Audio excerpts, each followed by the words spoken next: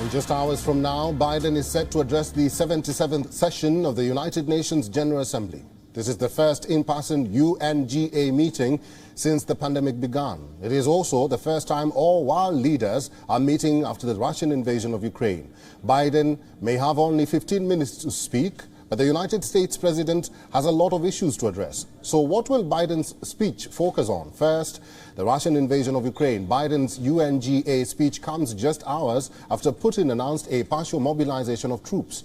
This means Moscow is ready to escalate its so-called special military operation. For now, Ukraine's battlefield victories have led to resounding global support.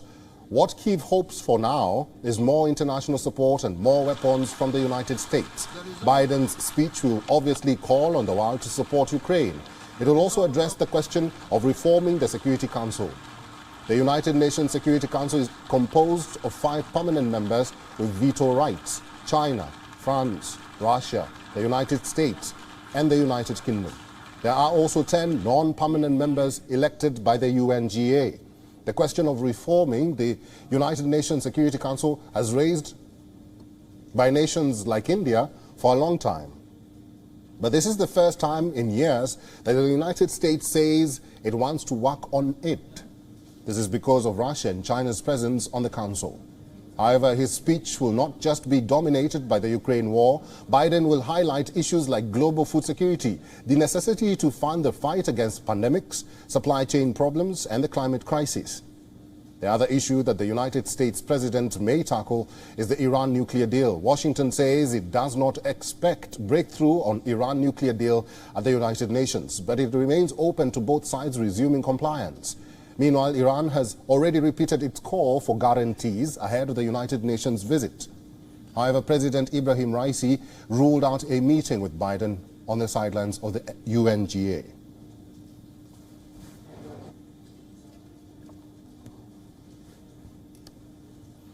And joining us live now from New York is WION correspondent Susan Teherani. Hi, Susan. President Biden has a full entry to present at the United Nations General Assembly.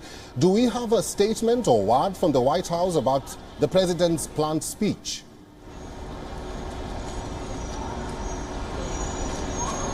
So, National Security Advisor Jake Sullivan spoke to a group of reporters prior to the president arriving here in New York, and he gave some kind of outline of what we can expect from President Biden. You did, of course, a terrific job in really explaining to us what we can expect, really on what the president hopes to deliver to the international community when he takes the podium. But I think it's noteworthy that he really talks to world leaders and the international community once again for the second consecutive year when the world is facing an international crisis. If you remember, last year it was a month into that faulty withdrawal from Afghanistan on the part of the United States, and now we're dealing with the Ukraine conflict.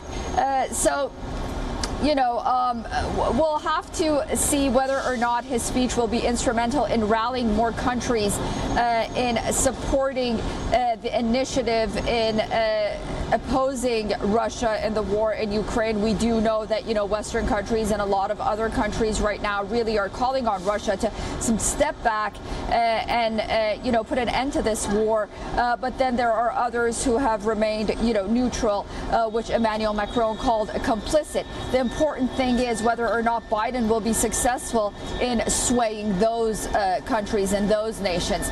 And then, of course, he will touch on the issue of climate change. That's a big deal here.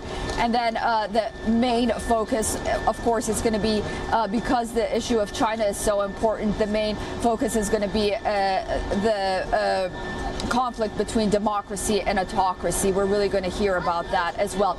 But Jake Sullivan also mentioned that really he's going to talk about the framework of the UN Charter. And when it comes to Russia, for example, a country can't just go into another country and invade it because it wants to. Susan, you've mentioned there's currently a war ongoing. Fears of a recession are very rife. What is the significance of the United Nations Assembly Forum for the United States?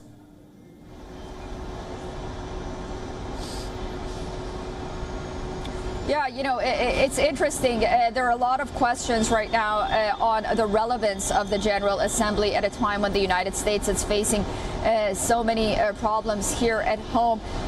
Biden is going to take this opportunity because he's been sort of touting this horn about how democracy is at stake and how, you know, there is this, you know, his MAGA Republican movement that he's sort of this fear-mongering that he's been touting here in the United States, you know, the MAGA Republicans and the Trump supporters against the normal Republicans, and how there's domestic extremism and that the Americans should go and vote Democrat if they want to prevent something like that.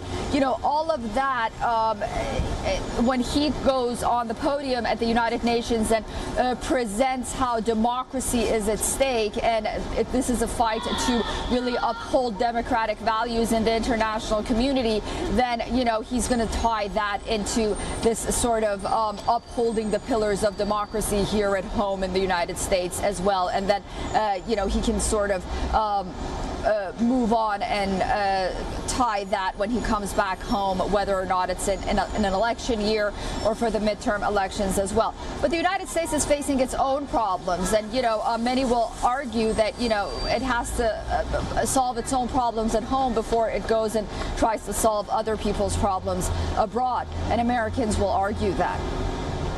Live from New York, WION correspondent Susan Teherani, thank you very much for that update. WION is now available in your country. Download the app now and get all the news on the move.